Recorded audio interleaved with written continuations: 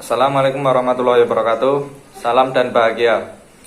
Perkenalkan, nama saya Muhammad Ilham. Saya sebagai moderator kelompok kami, yaitu kelompok 2. Sebelum saya membacakan presentasi hari ini, saya akan mencatatkan nama-nama kelompok kami. Yang pertama ada saya sendiri, yang kedua Mbak Reza Fitriana, yang ketiga ada Elsa Milenia, yang keempat ada Fadila Anissa, yang kelima ada Feby Aikasari, dan yang terakhir ada Mas Kurnia Sandi. Nah, sebelum memulai presentasi hari ini, kami akan menjelaskan, kelompok kami akan menjelaskan model pembelajaran bahasa Indonesia. Nah, kali ini akan dijelaskan oleh teman saya. Terima kasih. Salam. Assalamualaikum warahmatullahi wabarakatuh. Perkenalkan, nama saya Reza Fitriana, NIM 2018-015199. Pada kesempatan kali ini, saya akan menjelaskan mengenai materi hakikat model pembelajaran dan jenis model pembelajaran. Yang pertama adalah hakikat model pembelajaran. Menurut Joy, Weil, dan Charlton, model pembelajaran adalah suatu deskripsi dari lingkungan pembelajaran termasuk perilaku guru menerapkan dalam pembelajaran. Model pembelajaran banyak kegunaannya, mulai dari perencanaan pembelajaran, perencanaan kurikulum, sampai perancangan bahan pembelajar, termasuk program multimedia. Yang selanjutnya menurut Udin, model pembelajaran adalah kerangka konseptual yang melukiskan prosedur yang sistematis dalam mengorganisasikan pengalaman belajar untuk mencapai tujuan belajar. Model pembelajaran berfungsi sebagai pedoman bagi perancang pembelajaran dan pengajar dalam merencanakan serta melaksanakan aktivitas pembelajaran. Jadi, dapat disimpulkan bahwa model pembelajaran adalah suatu perencanaan yang dibuat sesuai dengan kurikulum. Di dalamnya terdapat langkah secara tersusun sebagai pedoman dalam pelaksanaan pembelajaran di kelas ataupun pembelajaran tutorial, dan pelaksanaannya tergantung pada guru yang bersangkutan. Yang kedua adalah jenis model pembelajaran bahasa Indonesia. Yang pertama adalah model pembelajaran membaca. Adalah proses pembelajaran yang berlangsung dalam kelas, diharapkan dapat memberikan kesan yang menyenangkan bagi siswa. Sesuatu yang menyenangkan tentu akan disukai oleh siswa, karena mereka tidak merasa bosan. Proses pembelajaran yang menyenangkan inilah yang perlu terus diterapkan oleh guru. Di dalam Peraturan Pemerintah Nomor 19 Tahun 2005 tentang Standar Nasional Pendidikan, Bab 4, berkaitan dengan standar proses dalam pasal 19 disebutkan bahwa dalam mengembangkan serta meningkatkan keterampilan membaca, guru mempunyai tanggung jawab paling sedikit meliputi 6 hal utama. Yang pertama, memperluas pengalaman para siswa sehingga mereka memahami keadaan dan seluk-beluk kebudayaan. Yang kedua, mengajarkan bunyi ataupun bahasa dan makna kata-kata baru. Yang ketiga, mengajarkan hubungan bunyi, bahasa, lambang, serta simbol. Yang keempat, membantu siswa memahami struktur kalimat yang sulit bagi siswa. Yang kelima, mengajarkan keterampilan pemahaman kepada para siswa. Yang terakhir, membantu para pelajar untuk meningkatkan kecepatan dalam membaca. Ya, Assalamualaikum warahmatullahi wabarakatuh. Perkenalkan, nama saya Muhammad Ilham Nurjaldi, NIM 2018-015-373. Ya, di sini saya akan melanjutkan presentasi dari kelompok kami. Yang kedua adalah model pembelajaran mendengarkan. Menurut Burhan dalam bukunya 1971/281, mendengarkan adalah suatu proses menangkap, memahami, dan mengingat dengan sebaik-baiknya apa yang didengarkan atau suatu yang dikatakan oleh orang lain kepadanya. Tujuan mendengarkan menurut standar isi dalam Permen Nomor 22 Tahun 2006 tentang standar isi terdapat tujuan mendengarkan bagi siswa sekolah. Tujuan tersebut terimplementasi dalam standar kompetensi, yaitu untuk memahami. Yang pertama adalah menjelaskan tentang petunjuk denah. Terus yang kedua adalah pengumuman, ketiga pantun, keempat penjelasan narasumber, kelima cerita rakyat, keenam cerita tentang suatu peristiwa, ketujuh wacana lisan, ke-8 berita, dan yang terakhir adalah drama pendek. Jenis-jenis mendengarkan ekstensif. Mendengarkan ekstensif adalah proses mendengarkan yang dilakukan dalam kehidupan sehari-hari, seperti mendengarkan siaran radio, televisi, percakapan orang di pasar, pengumuman, dan sebagainya. Terus yang kedua adalah mendengarkan secara intensif. Mendengarkan intensif adalah proses mendengarkan yang dilakukan dengan sungguh-sungguh, dengan konsentrasi yang tinggi untuk menangkap, memahami, dan mengingat informasinya. Selanjutnya adalah yang ketiga adalah model pembelajaran menulis.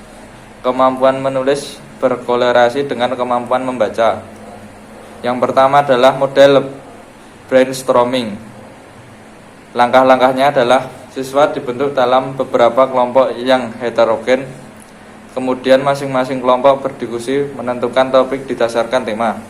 Kemudian setelah menemukan tema, mereka brainstorming untuk menentukan topik per individu. Selanjutnya adalah brainstorming terus dilakukan dalam tahap penulisan. Terus kemudian para siswa diberi kesempatan untuk menulis secara mandiri. Selanjutnya adalah model brainwriting. Langkah-langkahnya adalah siswa dan guru mendiskusikan tulisan yang akan dituliskan. Yang kedua, siswa diberi kesempatan untuk melakukan proses penulisan. Yang ketiga, siswa diberi kesempatan untuk menulis secara mandiri. Yang keempat, siswa setelah selesai menulis draft, tulisan siswa ditukarkan dengan siswa lain. Yang kelima adalah siswa diminta memberikan saran, komentar, dan gagasan. Yang keenam, beberapa siswa diminta menyajikan tulisan secara lisan. Dan yang terakhir adalah guru dan siswa merefleksi kemudian menyimpulkan. Selanjutnya adalah model secara sugesti atau imajinasi. Model ini mendasarkan pada menulis sebagai suatu proses, yaitu perlu rangsangan yang menarik untuk memunculkan ide. Tulisan ataupun rangsangan sugesti yang dipakai dalam kegiatan ini dapat berfungsi sebagai bervariasi tergantung kondisi. Beberapa diantaranya adalah lagu, musik, membaca, penulis. Nah, selanjutnya presentasi akan dilanjutkan oleh teman saya. Terima kasih. Baiklah, di sini saya akan melanjutkan untuk model pembelajaran yang keempat, yaitu model pembelajaran berbicara. Menyimak dan berbicara, dua keterampilan berbahasa lisan yang sulit dipisahkan, dua kegiatan yang saling memerlukan. Tidak ada nada yang menyimak kalau tidak ada yang berbicara. Demikian juga sebaliknya, tidak ada nada yang berbicara bila tidak ada yang menyimak. Sebab berbicara sendiri bukan hal yang baik. Kemudian, syarat minimal yang harus dipenuhi oleh guru keterampilan berbicara ialah penguasaan materi tentang keterampilan berbicara, serta dapat mengajarkan kepada siswa. Cara pengajaran keterampilan berbicara atau teknik berbicara merupakan hal yang penting bagi seorang guru. Guru berbicara harus mahir tentang seluk-beluk berbicara dan kaya pengalaman dengan teknik pengajaran berbicara. Berikut disajikan sejumlah metode pengajaran berbicara yang dikemukakan oleh Jago Tarigan. Yang pertama, memerikan. Memerikan berarti menjelaskan, menerangkan, melukiskan, atau mendeskripsikan sesuatu. Yang kedua, melanjutkan. Guru menyiapkan cerita yang tidak selesai, para siswa disuruh melanjutkan cerita tersebut. Kemudian yang ketiga, menceritakan kembali. Guru mempersiapkan bahan bacaan, siswa membaca bahan bacaan tersebut dengan seksama.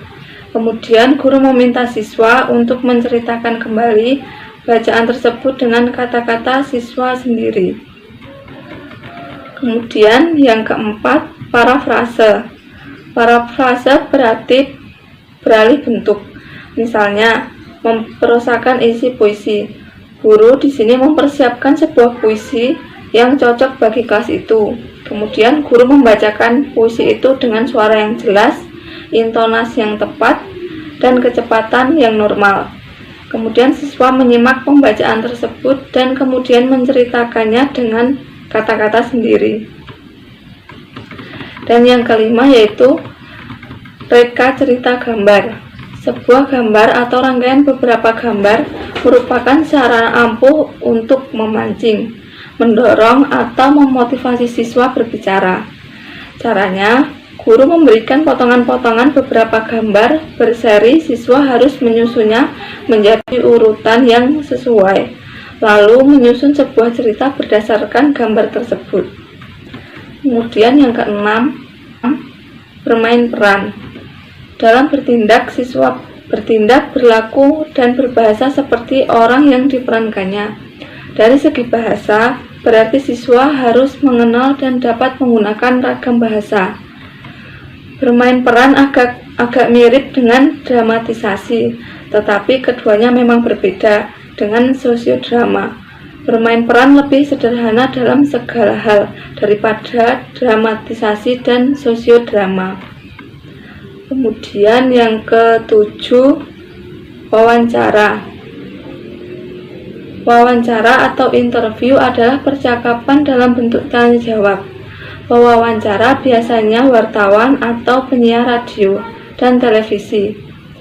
Orang yang diwawancarai adalah orang berprestasi, ahli atau istimewa, misalnya tokoh, pejabat, pakar bidang tertentu, dan lain-lain. Melalui kegiatan wawancara, siswa dapat mengembangkan keterampilan berbicaranya. Kemudian, siswa mewawancarai pedagang yang ada di sekitar sekolah, lalu melaporkan hasil wawancara secara kelompok maupun individu. Seperti itu contohnya. Dan kemudian, dan yang terakhir adalah memperlihatkan dan bercerita. Di sini siswa disuruh membawa benda-benda mainan yang mereka sukai ke sekolah dan bercerita tentang benda tersebut. Kegiatan ini merupakan kegiatan yang menyenangkan antara rumah dan sekolah. Model pembelajaran yang kelima yaitu model pembelajaran kooperatif. Lasmawan dalam Dimyati menyatakan, belajar kooperatif atau cooperative learning adalah suatu model pembelajaran di mana siswa belajar dan bekerja dalam kelompok-kelompok kecil secara kolaboratif yang anggotanya terdiri dari 6 orang dengan struktur kelompok yang bersifat heterogen. Sedangkan menurut Slavin, cooperative learning mengandung pengertian sebagai suatu sikap atau perilaku bersama dalam bekerja membantu di antara sesama dalam struktur bekerja sama yang teratur dalam kelompok yang terdiri dari 2 orang atau lebih, di mana keberhasilan kerja sangat dipengaruhi oleh keterlibatan dari setiap individu dalam kelompok itu sendiri. Sehingga model pembelajaran kooperatif ini mengandung keberhasilan dalam belajar, bukan semata-mata harus diperoleh dari guru, melainkan bisa juga dari pihak yang terlibat dalam pembelajaran itu, yaitu teman sebaya. Berdasarkan pengertian tersebut, pembelajaran kooperatif merupakan model pembelajaran dengan menggunakan sistem pengelompokan tim kecil, yaitu antara 4 sampai 6 orang yang mempunyai latar belakang kemampuan akademik, jenis kelamin, ras, atau suku yang berbeda. Kemudian beberapa tipe-tipe model pembelajaran kooperatif diantaranya, yang pertama, Student Teams Achievement Division atau STAD. Pembelajaran tipe STAD merupakan tipe model pembelajaran yang paling sederhana. Pembelajaran kooperatif tipe STAD menggunakan kelompok-kelompok kecil yang terdiri dari 4-5 secara heterogen. Kemudian yang kedua, Teams Games Tournament atau TGT. Dalam tipe pembelajaran TGT ini, siswa memainkan beberapa macam permainan dengan anggota tim lain guna memperoleh poin bagi kelompoknya. Pembelajaran kooperatif tipe TGT merupakan tipe pembelajaran yang melibatkan aktivitas seluruh siswa dari berbagai latar belakang, serta melibatkan siswa sebagai tutor sebaya dan mengandung unsur permainan dan penguatan. Kemudian yang ketiga, tipe Jigsaw. Model pembelajaran kooperatif tipe Jigsaw merupakan model pembelajaran kooperatif di mana siswa belajar dalam kelompok kecil yang terdiri dari 4-6 siswa secara heterogen.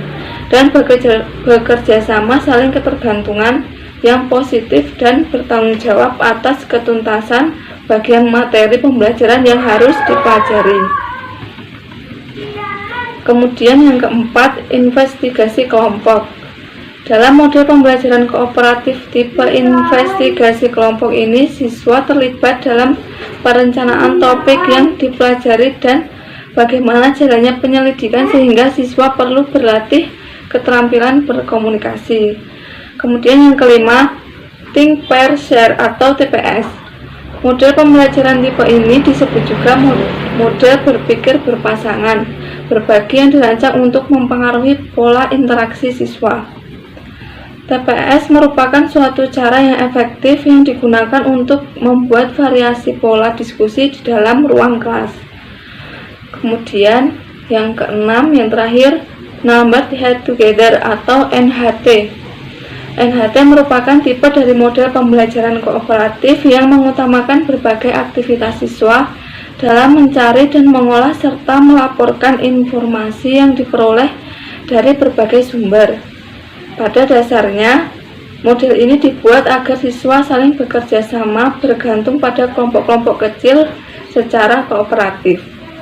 Selanjutnya tentang model pembelajaran kontekstual, yaitu konsep belajar yang membantu guru mengaitkan antara materi yang diajarkan dengan situasi dunia nyata dan mendorong siswa membuat hubungan antara pengetahuan yang dimiliki dengan penerapan dalam kehidupan.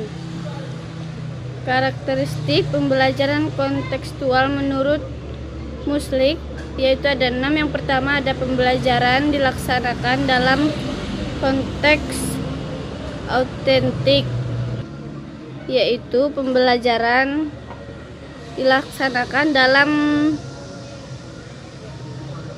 diarahkan pada ketercapaian keterampilan dalam konteks kehidupan nyata atau pembelajaran yang dilaksanakan dalam lingkungan yang alamiah. Yang kedua, ada pembelajaran memberikan pengalaman yang bermakna, yaitu pembelajaran dilaksanakan dengan memberikan pengalaman bermakna kepada siswa. Yang ketiga, ada pembelajaran memberi kesempatan siswa untuk mengerjakan tugas. Maksudnya pembelajaran memberikan kesempatan kepada siswa untuk mengerjakan tugas-tugas yang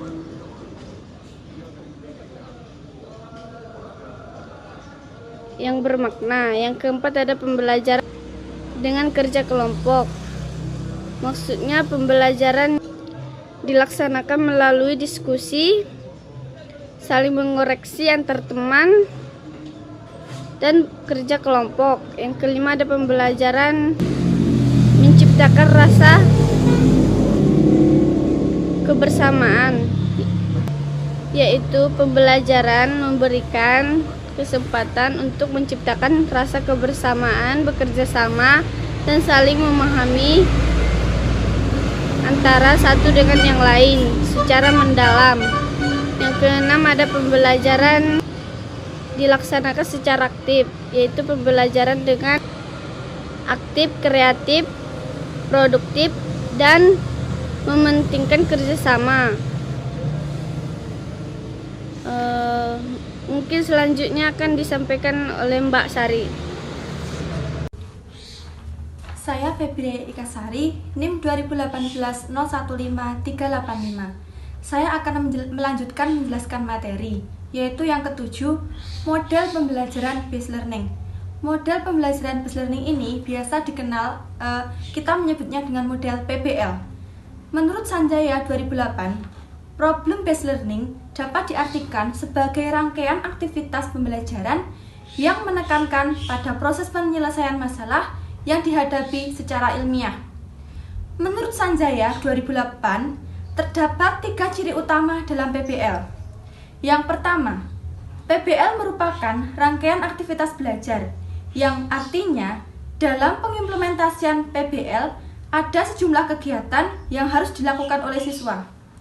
Siswa tidak diharapkan hanya mendengarkan, mencatat, kemudian menghafal materi pembelajaran, tetapi dalam PBL, siswa dituntut untuk berpikir aktif, berkomunikasi, mencari masalah, dan mengolah data, kemudian akhirnya mengumpulkan masalahnya atau mengumpulkan data. Yang kedua, aktivitas pembelajaran diarahkan untuk menyelesaikan masalah. PBL ini menempatkan masalah sebagai kata kunci dari proses pembelajaran. Artinya, tanpa masalah, maka tidak mungkin ada proses pembelajaran. Yang ketiga, yaitu penyelesaian masalah dengan berpikir secara ilmiah. Berpikir secara ilmiah di sini ada dua. Yang pertama, berpikir secara sistematis dan berpikir secara empiris. Berpikir secara sistematif artinya berpikir melalui tahapan-tahapan tertentu, dan berpikir secara empiris artinya proses penyelesaian masalah didasarkan pada data dan fakta yang jelas. Secara umum, ciri-ciri PBL: yang pertama, menemukan masalah; yang kedua, mengidentifikasi masalah; ketiga, mengumpulkan data; keempat, menghasilkan karya dan mendemonstrasikan; kelima, pembelajaran bermula dengan masalah; ketujuh, pengetahuan diharapkan dapat dicapai dalam proses pembelajaran berbasis masalah; kedelapan, siswa diberi kesempatan untuk bereksplorasi, mengumpulkan, dan menganalisis data secara lengkap. Dalam model pembelajaran based learning, langkah-langkah pembelajarannya ada 6. Yang pertama, tahapan pertama yaitu menemukan masalah. Di sini, guru menjelaskan alur pembelajaran, menjelaskan alat-alat yang dibutuhkan, mengajukan demonstrasi atau cerita untuk memunculkan masalah. Tahap yang kedua yaitu identifikasi masalah. Guru membuatkan kelompok diskusi dengan teman 5-6 orang dalam satu kelompok. Tahap ini mengidentifikasi masalah yang akan didiskusikan dengan tema. Yang tahap ketiga yaitu membimbing mengumpulkan data secara individu maupun kelompok. Guru memberikan pengarahan untuk mencari informasi yang sesuai, melaksanakan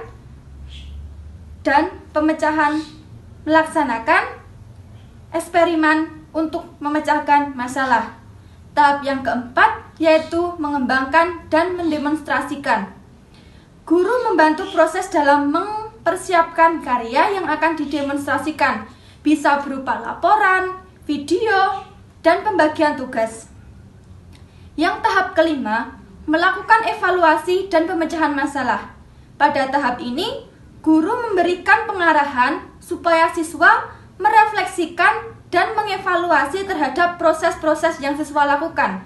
Dan yang terakhir, tahap 6, mengumpulkan hasil.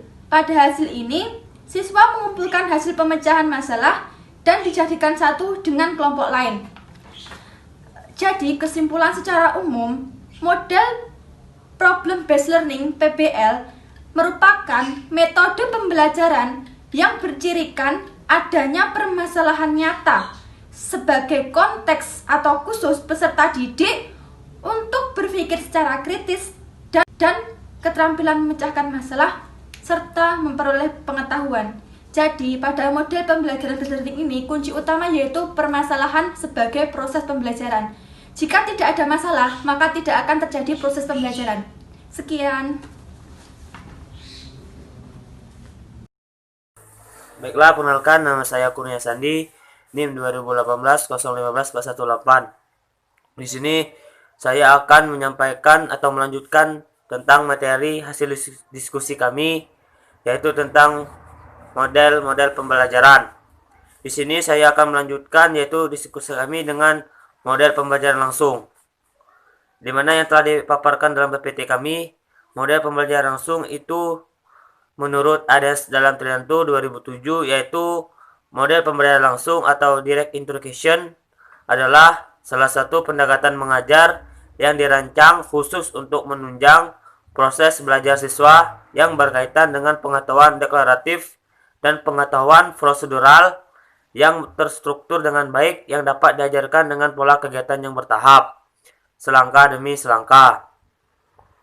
Selanjutnya yaitu menurut Agus Supriyono tahun 2010 yang mengartikan pembelajaran berlangsung atau pembelajaran langsung yaitu direct instruction, yaitu dirancang untuk penguasaan pengetahuan prosedural, pengetahuan deklaratif, pengetahuan faktual, serta berbagai keterampilan.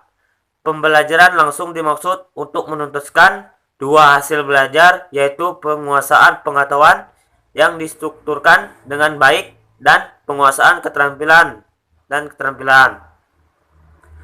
Dan yang selanjutnya yaitu model pembelajaran langsung yang bersifat teacher center menurut Arias tahun 1997. Model pembelajaran langsung ini ialah salah satu pendekatan mengajar yang dirancang khusus untuk menunjang proses belajar siswa yang berkaitan dengan pengetahuan deklaratif dengan pengetahuan prosedural yang terstruktur dengan baik yang dapat diajarkan dengan pola kegiatan yang bertahap, selangkah demi selangkah. Selain itu, model pembelajaran ini juga untuk membantu siswa mempelajari keterampilan dasar dan memperoleh informasi yang dapat diajarkan selangkah demi selangkah. Next, yang selanjutnya yaitu ciri-ciri model pembelajaran langsung dalam Kardi dan Nur tahun 2000 sebagai berikut. Yang pertama, yaitu ciri-cirinya yang pertama yaitu 1. Adanya tujuan pembelajaran dan pengaruh model pada siswa termasuk prosedur penilaian belajar. 2. Sintek atau pola keseluruhan dan alur kegiatan pembelajaran. Yang ketiga yaitu sistem pengelolaan dan lingkungan belajar model yang diperlukan agar kegiatan pembelajaran tertentu dapat berlangsung dengan berhasil. Selain itu, juga dalam pembelajaran langsung harus memenuhi suatu persyaratan, antara lain yang pertama, ada alat yang harus didemonstrasikan, dan yang kedua, harus mengikuti tingkah laku mengajar atau sinteks. Mungkin itu saja penyampaian dari saya tentang model pembelajaran langsung. Apabila ada kata-kata yang salah dalam penyampaian ini, saya mohon maaf kepada Allah sama pun. Saya akhiri. Sekian dan terima kasih. Salam.